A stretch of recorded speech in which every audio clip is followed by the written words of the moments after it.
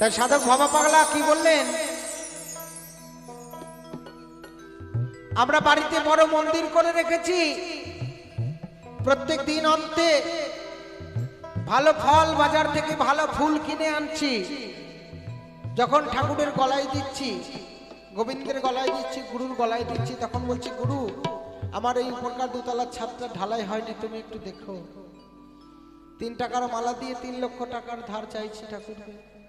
ঠাকুর অমনি মুখ ঘুরিয়ে নিচ্ছে, বলছে দেখ যে করে আমার আশ তার করি সর্বনাশ, তবু যে না ছাড়ে আমার পাশ, তবু হই আমি তার দাসের দাস।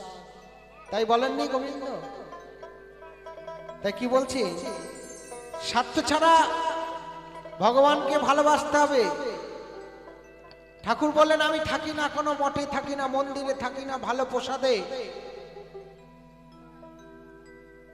আমি থাকি শুধু ভক্তের হৃদয়ে, যিনি আমার এক মুঠো ফুল একটি তুলসী পাতা দিয়ে যে নয়ন জলে আমার পুজো করে, আমি তার হৃদয়েই থাকি। ভক্ত ছাড়া গোবিন্দের চরণে নয়নের জল গোবিন্দের চরণে আসবে না।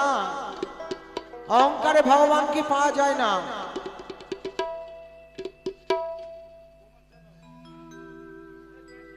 তাই পদকর্তা বললেন,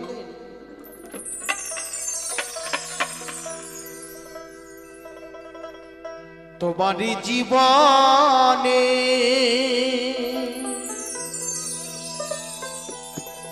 ঠকে গেলে তুমি পাবে কি আর ফিরে এমন জীবন। 84 লক্ষ জনে ভ্রমণ করে আমরা এই মানব জন্ম পেয়েছি। নিঃস্বার্থে যদি ভগবানের ভজন পূজন না করতে পারে, ভগবান আর মানুষকে জন্ম দেবে না। কতই অপরাধ,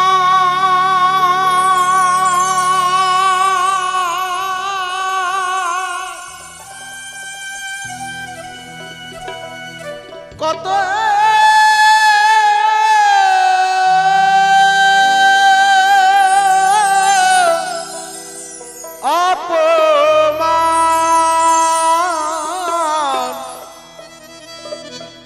কতই অপরাধ,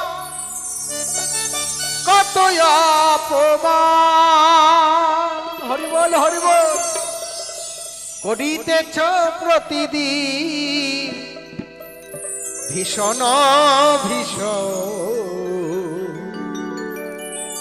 পাবে কি আর ফিরে এমন জীবন, পাবে কি আর ফিরে এমন জীবন। তোমারই জীবনে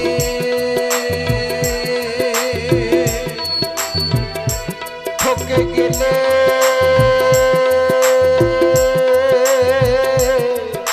তুমি পাবে কি আর ফিরে এমন জীবন, পাবে কি আর ফিরে এমন জীবন।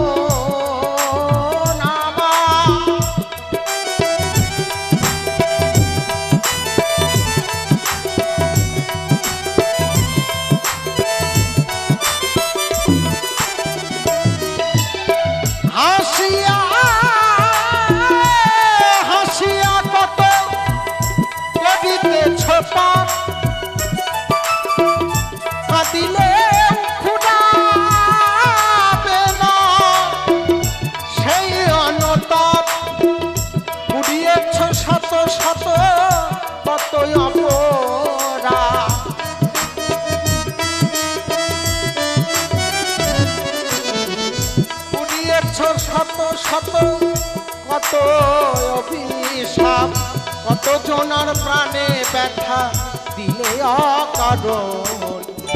পাবে কি আর ফিরে এমন জীবন, পাবে কি আর ফিরে এমন জীবন।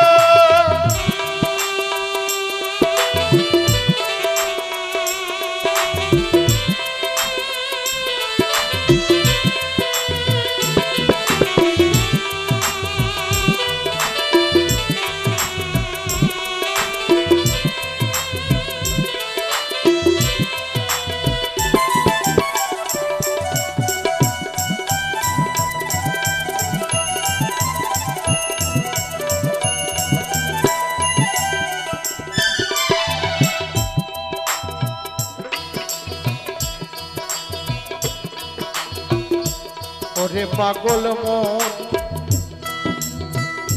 ওরে মন আমার, মনরে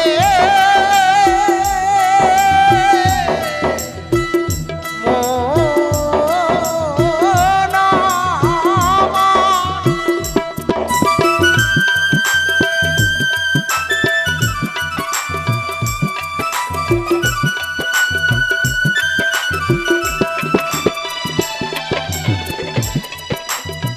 ভাবা কই কেন এলে মানুষের ঘরে,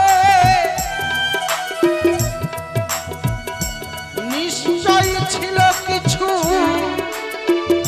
সেই ভাগ্যের জোরে।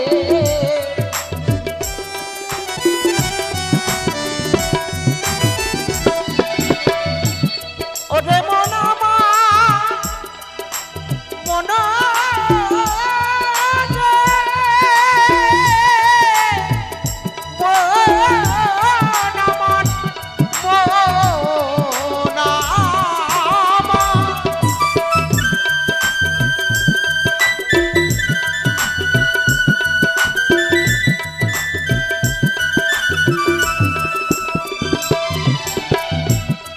কই কেন এলে এই মানুষের ঘরে,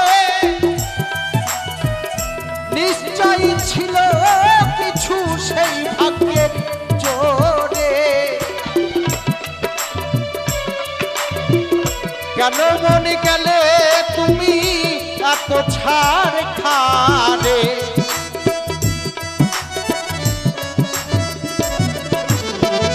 কেন মনে গেলে তুমি এত ছাড় খারে। এখনো চাও ক্ষমা আছো যতক্ষণ, পাবে কি আর ফিরে এমন জীবন। পাবে কি আর ফিরে এমন জীবন। তোমারই জীবনে ঠকে গেলে তুমি, পাবে কি আর ফিরে এমন জীবন।